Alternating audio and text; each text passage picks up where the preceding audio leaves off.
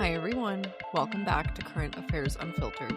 I'm your host, Paige Fullman. So this week we are doing a more topic-specific episode again. I don't really have a rhyme or reason for why, but I just feel like at least in the last 2 times that I've done solo episodes, there's been like one thing that has dominated the news cycle in the weeks leading up to recording it. So this kind of just gives a big outlet to explain the issues that, are a little bit confusing.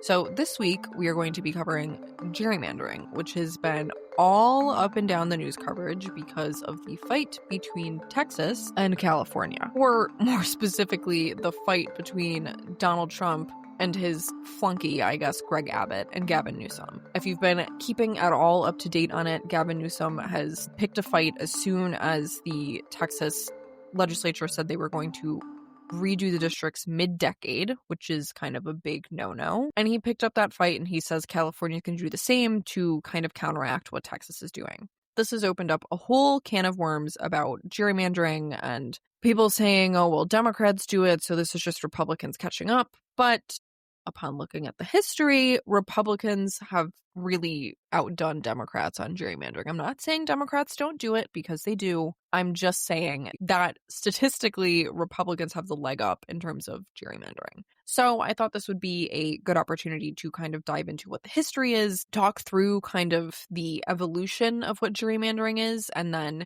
go into more detail on what we're seeing today. I am recording this.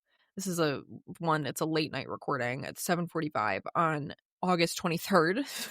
Literally only recording this 2 days before it comes out, but such is life. And yeah, so we're going to go on this journey together. I got most of this information from the Library of Congress, as well as an organization called newamerica.org, and also a couple of news articles that just kind of, I guess, fact-checked what I found on those websites. So I'll put links to a couple of the websites in the show description so you can go read on the whole about it. But yeah, otherwise, let's get into it. So first of all, let's talk about what the word gerrymandering even is. It sounds like a silly word, almost sounds like a cartoon villain. But, ultimately, what gerrymandering does is not funny, nor a cartoon. It shapes what party holds power, which voices are heard, and ultimately how our democracy functions. The story of how the word came to be starts in 1812 Massachusetts, where the Boston Gazette used the term for the first time. The governor at the time, Elbridge Gerry, signed a bill that redrew districts to benefit his party, the Democratic Republicans. One of the new districts wrapped around the state looking like a funny kind of C shape, and it was said to look like a salamander. The Boston newspaper coined the term gerrymander, combining the terms of Governor Gerry's last name and salamander. Even though Governor Gerry found the redistricting proposal, quote, highly disagreeable, he did sign it and now gets to be honored in history with the term gerrymander. With this practice in Massachusetts, the Democratic Republicans were able to retain control of the state legislature, and everyone else took note. However, even before the term was explicitly coined by the Boston Gazette, there were still deliberate attempts to keep certain people or groups from holding power. When the first congressional maps were drawn in 1788, anti-federalists in Virginia forced Federalist James Madison into the same House seat as anti-federalist James Monroe. You should know these characters from Hamilton, but these are two of the founding fathers in that whole squad. Anyways, they put them in the same district, hoping that it would keep James Madison out of Congress. Madison won anyways. Essentially, gerrymandering is the practice of drawing political boundaries to give one party an advantage. There are 2 techniques to how this happens. There's packing, and there's cracking. Packing is concentrating the opposing party's voters into a few districts so they win overwhelmingly there, but lose everywhere else. So this is what you see in states like Alabama that has 2 Democratic seats, I believe, and they tried to cram it into one. And the Supreme Court or some sort of court said, you can't do that, and that's voter suppression. And then cracking is the spreading of the opposing party's voters thinly across many districts so they never have a majority. So this would be what Massachusetts has, where it's completely blue, or what Oklahoma has, where it's completely red, but obviously they have a share of the opposite party's voters, if that makes sense. What Texas is now doing seems to be more like cracking by adding 5 Republican seats. They are redrawing the districts to include more Republicans and less Democrats. So, this is not a modern invention. It's been a part of US politics for over 200 years, but its scale, sophistication, and the technology that we have available today have made it far more potent. So, let's take a look at more of the historical context. In the 19th and 20th centuries, that would be the 1800s and 1900s, because I know that gets confusing for me, gerrymandering was mostly crude. Hand-drawn lines, political cartography, and a lot of local gamesmanship. But the principle remained the same. Map lines were used to protect incumbents and weaken opposition. One of the reasons we have gerrymandering is because the framers of the Constitution never really specified how states should select representatives, just that they got X number of representatives per Y number of residents, which is a system we still have in place now. States at that time began to kind of experiment and see what system worked best for them. Some just elected people as a whole, where there would just be a long list and you would vote, and the people with the, if a state had 6 representatives, the top 6 people would be the representatives for that state. Eventually, though, we got to where we are now, where people have to run in specified districts and live in specified districts. Even then, as the Madison and Monroe example shows, boundaries were never drawn to be neutral, and the people in power have always boldly bent the rules and the boundaries the best that they could. Hands down, and a surprise to nobody, the most aggressive era of gerrymandering was after the Civil War during Reconstruction. With loyalties to parties pretty locked in, the single way to guarantee wins was to redraw the districts and keep Black people out of power. At that point, too, districts didn't need to be proportional in population size, so they really were having free-for-all. Additionally, at that time, states shifted back and forth between party power, and the first thing done when a different party came into power was to redraw the maps and try to preserve the power that they had. Nowadays, states are more solidly blue or red, so they don't really have that as an option. Because districts didn't need to be proportional in population size, throughout the early 1900s, maps stayed relatively stable. Connecticut had the same map from 1912 to 1966, and Louisiana had the same map from the same years. But as people moved to cities and district boundaries stayed the same, population imbalance in districts began to creep up. So this would mean that cities would have one representative and sparsely populated rural areas would have the same. This is obviously not fair. In my humble opinion, there's some people that are going to make the argument that, like, I'm from Illinois, so I'll just use that example. The only liberal area is Chicago. Okay, well, the majority of people that live in the state of Illinois live in Chicago. So if somebody can tell me why the rural part of the state with less people than the big city in the state should control everything, I'd love to hear that argument. I understand that it might be frustrating that your party never wins, but you are in the minority because the majority of the state lives in the city. So that's just an argument that I personally never understood. This makes a whole lot of sense to me. Big cities with millions of people, although at this time it was probably more in like the hundreds of thousands, should not get the same one representative that the rural population does when they have at the very least half of the population of cities. But at this time, because the current mapping scheme gave more power to rural parts, they obviously wanted to keep that power.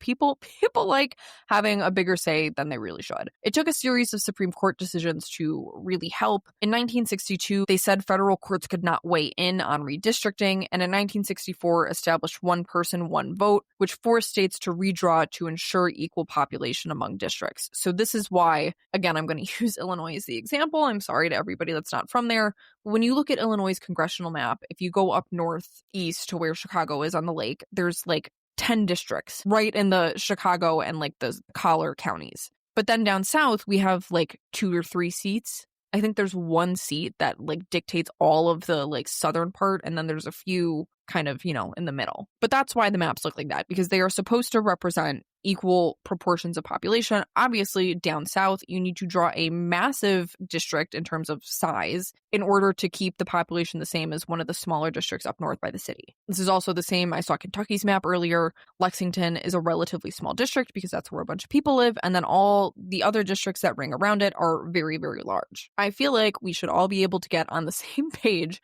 that within a given state, each district should hold the same amount of population. That makes perfect sense to me. Now, As we talked about, the parties were relatively stable. There was switching back and forth. People were kind of more open to just casting their ballot for whoever. As Black Americans, though, gained the guarantee of casting a ballot, there was the whole party realignment thing, which lots of conservatives like to say never even happened. I'm here to tell you that it did. The Republicans in name are the ones that ruled in the North and the ones that, were against slavery. And the Democrats were the ones in the South that were not punished for their crimes of keeping Black people in the trenches, to say the least. But it really all fell apart with none other than Lyndon B. Johnson. Just for a little history lesson, was the guy that took over after JFK got his top cleared. And they kind of disagreed. Lyndon B. Johnson was a Southern Democrat, which traditionally at that time would mean somebody who was giving racism. However, in JFK's honor, Lyndon B. Johnson signed the Civil Rights Act into law. So this rallied a whole bunch of people to the Democratic Party under the ideology of the Civil Rights Act. And in the election that followed, Barry Goldwater, a Republican, was anti-Civil Rights Act, and that's how you get the party switch. There's more to it. That was just a brief overview, but it is a really interesting time in history. Anyways, as that happened, people were more candidate-centric instead of party-centric. Through the 70s, 80s, and 90s, gerrymandering was more used to protect incumbents than anything else. So, meaning if there was a candidate that everybody liked, they'd redraw the districts to ensure that that candidate was still able to stay in office and in power. However, beginning in 1994, there was a bit of a watershed moment as Republicans gained control of the House for the first time in more than 50 years. One way to explain this, according to newamerica.org, quote, the two parties became more culturally and geographically sorted. Congressional elections were increasingly nationalized, and the share of naturally competitive congressional districts declined steadily. Much of this was not because of gerrymandering, but rather due to Democrats abandoning rural America and Republicans abandoning urban America. One way to see this is to observe the steady decline of both competitive districts and split-ticket districts. One thing that's interesting to note is that for a very long time, as I mentioned, for 50 years, Democrats controlled the House and Senate. But there was, majority of the time, Republican presidents. So people were voting split-ticket. They were voting for Democrats to run the House and Senate, yet they were voting for Republican presidents at the same time. Now, this steadily declined, and it is not just districts that have become less competitive. According to the same article, quote, counties, which are not redrawn every decade, have also become much more lopsidedly partisan. For example, in 2004, when George W. Bush was the most recent Republican presidential candidate to win a majority of the popular vote, less than 200 of the nation's 3,100 or so counties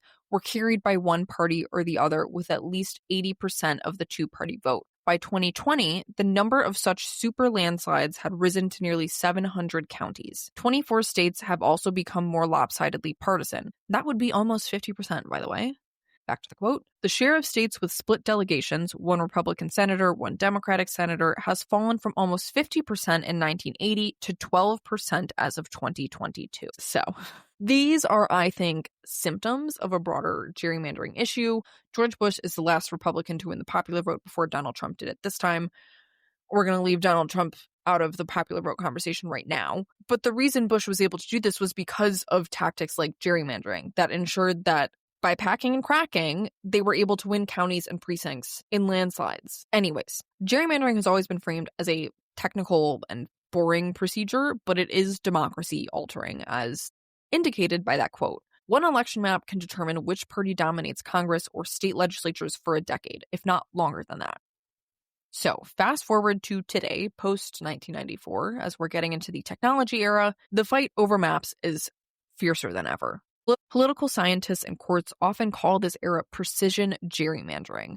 Parties hire sophisticated map makers, use voter data, and optimize districts to maximize seats rather than reflect natural communities. So this is where you get, like, those silly districts that are, in the gerrymandering story, like, U-shaped, and they connect, like, one kind of big city with another big city by this, like, really skinny line. Like, those are not natural communities. And in my opinion, that makes sense. Your district should feel like it is a general representation of your community. Anyways, gerrymandering has become much more aggressive, to say the least. One blatant example is Project Red Map, which, again, in a surprise to no one, is a Republican organization whose goal was to gain control of the majority of state legislatures in time for the next round of redistricting after Obama won. They were successful, which is evidenced by what we see now with Republicans controlling a majority of states and state legislatures and the governor. And essentially, it gave politicians exact control over which voters were in which district. This allowed them to win a majority in 2012 in the House, despite losing the House popular vote. That means that there were more people that voted for Democratic House candidates, but because of the way that districts were shaped, Republicans kept the majority. That is not right. It's not right, okay? After this, 6 states passed redistricting reforms. Colorado and Michigan went the independent commission route. New York and Utah hired people to draw the maps, but then left it up to the state houses to pass them, which just seems so silly and stupid, because what is that preventing? Except for the fact that, I mean, I guess like these people would draw the maps to the best of their ability to make it fair, and then I guess voters would see if the state house like changed it significantly. That just seems so silly. Anyways, despite these meager attempts, in the 2022 midterms, there were lower numbers of competitive seats, and the maps held a Republican bias. Partly, this was brought on by the fact that Republicans can control more state legislatures where there are not independent commissions or commissions at all. So really what this boils down to is the fact that, everybody's panicking right now about the midterms. Like, what's going to happen? And for so many people, they want to say, well, Trump's obviously like sucking wind right now. Like, of course, Democrats are going to take the House back. However, Donald Trump and Republicans are not going to go down quietly. They are actively redrawing maps, and with more seats due to gerrymandering being not as competitive, it makes it an uphill battle, to say the least. Like, we Democrats are facing an uphill battle. And I don't doubt that there are probably strategists poring over congressional data and, populations within certain districts and trying to figure out which districts that they can win, even though, like I said, like there's just not as many competitive districts. So let's move on to why this even matters in the first place. Gerrymandering can make elections feel meaningless, which I think a lot of people feel. When I speak to people who are not very engaged in politics, like they'll say, both sides are the same, and which I don't think is true at all. But they can also say, my vote doesn't matter. Like, they're still going to do the same thing no matter what, And I think gerrymandering leads to that. And heavily gerrymandered districts where it's not going to be competitive, the real contest isn't between parties. It's the primary. It's like in New York City where Mondami is running for mayor. And there's that other guy who had that awesome quote about Cuomo slapping fannies and killing grannies. But that's really his only claim to fame. Like, he's not going to win. That Republican is not going to win, but he's out there shooting the shit and I guess doing his thing. Anyways, because the contest is solely in the primary in these districts, it discourages moderation and incentivizes polarization. So in these districts where was blue, is always going to be blue, is red, was red, is always going to be red. The race is to the bottom. Like, they're seeing who can be the most inflammatory in order to win. Additionally, it affects policy. Politicians who don't fear losing their elections, as we have seen time and time again since Trump took office, can ignore public opinion or focus only on their base. Gerrymandering has consequences beyond the ballot box. It shapes laws and what these people vote for, budgets, and even the political climate of entire states. This is why you see somebody like, who was it, John Thune, come out and be like, actually, F the big beautiful bill. Because he had a weight lifted off his shoulder that he didn't have to run again. This is why you see people like Murkowski saying this bill sucks and then turning around and voting for it. Because she feared losing her election. And she knew that it would be a race to the bottom in the primary, and that in a race to the bottom, she would probably lose. Because as much as she sucks, she's not at the bottom. But I'm sure there is somebody in Alaska who is. Now, let's talk about Texas and California. So all of this started, I can't actually remember if there was ever an article that said it was at Donald Trump's request, but I'm going to assume that it was at Donald Trump's request. Called up Greg Abbott, said, hey, bestie, it's me again. I'm wondering if you would rig the election for me. And Greg Abbott was like, say more, okay? Trump says, I need you to redraw the maps. Greg Abbott says, say less. So the reason this is a big deal is because how this works is that every 10 years, in the years that end in 0, we have a census. And the census determines how many seats a state gets. There are only 8 House seats, and those get dispersed evenly among the states. If, like, again, I'm going to talk about Illinois because it's just all I know. Last census, Illinois lost a seat and Florida gained 1. So that shows that, like, Illinois lost population, but Florida gained population. So that's basically what happens. But there's a set number of seats and they get dispersed based on population. So these maps that we've had have, for the most part, only been in place after the 2020 election. So I believe we had these numbers for the 2022 midterms. So I believe they've been in place for 2 elections, the 2022 midterms and the 2024 presidential race, which, as we saw, Republicans swept the House. Not swept. They have a very thin majority, but they won the House. States typically do not redraw maps after just drawing them a mere 4 or 5 years ago. That doesn't happen. That's not normal. If a state is so interested in gerrymandering and is thinking, oh, the Democrats do it, we got to catch up. You should have done that 5 years ago when you got the census data, okay? That's when that conversation should have happened. Not now, as Trump is staring down the barrel of losing the House and probably not the Senate, but maybe the Senate. Anyways, Greg Abbott's like, Sister Trump, I'm on it, okay? Greg Abbott calls a special session and is like, we're going to add 5 Republican seats, essentially going for the method of cracking and spreading out more of the Democratic voters into rural-ish districts, or, districts that have a lot of Republicans, so they are outnumbered by the Republicans. The Democrats in Texas's House said, nice try. Nice try. They flee the state, okay? Now, immediately as this happens, Gavin Newsom is not one to shy away from the spotlight and actually probably runs towards it. Gavin Newsom is like, Greg, you want to hear something? Me too. I'll outdraw 5 Republicans in California. Okay? So Gavin's like, it's on. It's on like Donkey Kong, okay? Other governors kind of threw their hat in the ring. Kathy Hochul, I think, mentioned it. Gretchen Whitmer, kind of toyed with the idea. J.B. Pritzker hasn't said much, but J.B. Pritzker did house the Democrats that fled the state. So by these Democrats in Texas fleeing the state, they couldn't have quorum, so they couldn't vote on the new maps. Greg Abbott threatened for their arrest, and a lot of the Democratic governors rallied behind a lot of the Texas Democrats, and that was kind of that. So Gavin Newsom from the beginning was like, I'm only doing this. I will only push for the redistricting out of 5 Republican seats if Texas passes their redistricting plan. Eventually, the Texas Democrats went back, and I think it was just yesterday, it finally passed the Texas Senate. So the map has passed, and Gavin Newsom said, sounds good. Me too. So the way Gavin Newsom is doing this is, in my opinion, a little bit more democratic, because the other thing that complicates this is that California already has independent commissions. So their maps aren't exactly fair. There are more Democratic seats than Republicans if you're just looking at the raw numbers, but they do have independent commissions in place, and I think they just passed that. So I don't think they have a map that has been drawn by an independent commission. Anyways, so the way Gavin Newsom is doing this is he's putting it on the ballot this November. If I was a betting woman, I would say that, keep in mind, this November is a nothing election, okay? It's not a midterm, it's not a presidential race. It's solely based on local stuff.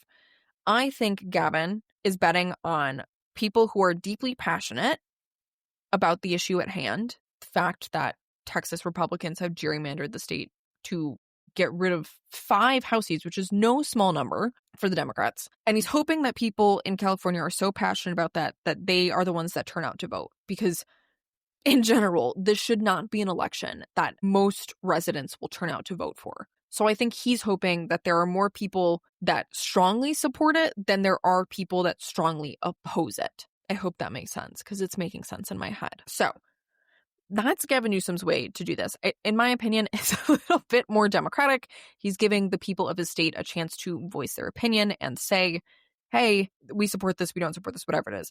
Greg Abbott, on the other hand, took a call from Donald Trump and was like, I'm on it, sister. And then didn't involve the citizens of Texas at all and just said redraw the maps in the middle of the decade, and they did it, which is not very democratic in my humble opinion. So Gavin has to wait until November to see if this comes to fruition, but it's officially on the ballot, so only time will tell. Texas, as I said, has passed the new map, so that's a bummer. We're going to lose some good Texas Democrats, I believe, unless, again, we don't actually know what's going to happen. We have polling that shows us that like Trump's approval rating is down, but we don't know what that means in terms of how people will vote a year from now, essentially. So the way that this would potentially backfire is if people are so fed up with Donald Trump in the midterms next November that even through redistricting, Democrats are somehow able to pull ahead. But that's the only way this ends in a positive. Otherwise, like I said, 5 seats is not a small thing. As I mentioned, also, there's not a lot of competitive seats for them to fight over, for Democrats to fight over to get ahead in the House, because it's already kind of a given that we're not taking the Senate unless some like big shifts, some big feelings happen. Like that's not happening. The map is not friendly to Democrats for the Senate. Still no word on what the other like big Democratic governors are going to do. By that I mean people like J.B. Pritzker, Kathy Hochul, Big Gretchen Whitmer of Michigan said like a couple like sprinkles to sprinkle it out there and see what's going to happen, but like they haven't made any moves the same way that Gavin Newsom has. So time will tell what happens with that. In general, this is not good. Okay, not good. What this is Donald Trump rigging an election before it even happens. So like, just to summarize, districts being redrawn in the middle of a decade, which is almost never done. Districts being redrawn to add 5 Republican seats. Districts being redrawn despite no, big information about suddenly, there was a massive influx of people into Texas, so they need to redraw these districts. Nothing like that happened. Nothing preceded this except for the fact that Donald Trump feels threatened, that the House will remain in his grasp. That is his biggest fear in the midterms. I'd really just, and I understand the Republican argument against this is, well, Democrats do it too. I understand that. I understand that there are states that are gerrymandered. We can go back and forth all day about, as I said in the beginning of the episode, Massachusetts is gerrymandered. There are a decent chunk of Republicans, yet they get no representation. The same can be said about Oklahoma. There are Democrats in Oklahoma, but they don't get a single district. The same is true for both sides. And on a whole, Republicans are the ones that benefit the most from gerrymandering. Period. So I understand that is where Republicans are coming at this from, but let's take a step back, Republicans. If under Joe Biden called up a Big Gretch and said, hey, sister, I'm getting maybe a little bit nervous about these midterms. Do you think you can redraw the maps? And then Big Gretch actually did it and added 4 or 5 Democratic seats in Michigan, you'd be having a conniption, an aneurysm, a stroke, all in one. That's not playing fair. That's not even playing. That's cheating. That's cheating. If a Democrat did it, I'd still be like, what in the world? And the only reason I'm not like that with Gavin Newsom is because he's doing it in what I'm going to call the most democratic way to achieve this. Now, who knows if it's going to pass? Time will tell. The other thing, I had to talk about this. I know this episode's about gerrymandering, but I have to talk about it. Gavin Newsom has been firing it up on Twitter, copying tweets in the same style as Donald Trump. Republicans have been melting down about that, but also in the same vein, Republicans are like, "This is so cringe. Da da da da. It's unprofessional. What does your wife think? What does your state think?" Sirs and ma'ams, that is this. He is literally copying the style of the President of the United States. If you are going to call what Gavin is doing unprofessional and cringe and whatever other adjective you want to use, you need to also admit that what Donald Trump is doing on Truth Social is also cringe and embarrassing, whatever adjective you want to use. They're doing the same thing. And I understand that Gavin's copying Trump, but it's been a joy to watch, to be quite honest. I think it's witty. I think it's funny. And at the very least, points out just how absurd the style of Donald Trump's tweets are. If you haven't seen them, I do encourage you to go look them up. They really are they have to. there's someone in that office that's like studying Trump's like truth socialing style and like the way that he types and writes his tweets. But like, anyways, so that's been happening too. Now, to close out this episode, let's talk about what could potentially be done to fix gerrymandering as a whole. As we talked about, one way to kind of combat gerrymandering is to have independent redistricting commissions. So what this would mean is that after the census is taken, an independent commission would come together and redraw the maps proportional to actual like residents and like parties in the state. Somebody that isn't the state legislature and isn't the governor, which to me, that sounds pretty good, if I do say so myself. Now, you want to know who has independent redistricting commissions? Blue states or purple states. Do you want to know who doesn't? I'll give you a couple seconds to think about it. Red states. Red states do not like independent redistricting commissions. I wonder why. Anyways, the other way that we can go about this is creating clear criteria for districts, you know, compactness and respect for communities of interest. Like I talked about the Alabama map that tried to, Alabama has 2 majority Black districts that historically are where the plantations were. And the Black people in that state have just kind of stayed there. And it was 2 districts, but then with the newest census data, they tried to turn it into 1. And then it turned out that the courts were like, hey, that's voter suppression, and you can't do that. So they lost that fight. But that's what it means to have respect for communities of interest. So if you have a large proportion of Black people or white Democrats, or whatever the group is, you can't just outdraw them because you feel like it. The other thing, and this ties back into the Alabama example, is court oversight. Although it's tricky, especially when the Supreme Court has been reluctant to regulate partisan gerrymandering, some court oversight to kind of lay down the hammer and lay down the law could be nice. I don't think the Supreme Court is going to grant us any favors, but so that's more of like a future point, like, I don't know, 30, 50 years in the future, but that is something that could help. It's gerrymandering, in my opinion, is something that's so clear. Like if you have a state that has a major city and that whole city's just cracked and packed, and somehow the city has 900,000 people and there's one Democratic district with 100,000 people, and then everything around the city's red because you're pulling in like the rural areas, like that's not fair. That's not fair at all. And that seems so cut and dry to me, and I understand that it's not to other people, but I digress. Anyways, the fight is ongoing. Every census brings new maps, new legal battles, and new strategies. And as we've seen in Texas and California, the balance of power in American politics can literally be drawn on paper. Gerrymandering is one of those issues that can just feel very abstract or technical, but it's anything but that. It reminds us that in democracy, the rules of the game matter as much as the players. If we don't pay attention to who draws the maps, we might be surprised to find how much power we've handed over without even realizing it. The next time you hear about a district map or a redistricting fight, remember, it's not just lines on a map. It's a battle for who gets to shape the future of politics in your state and in America.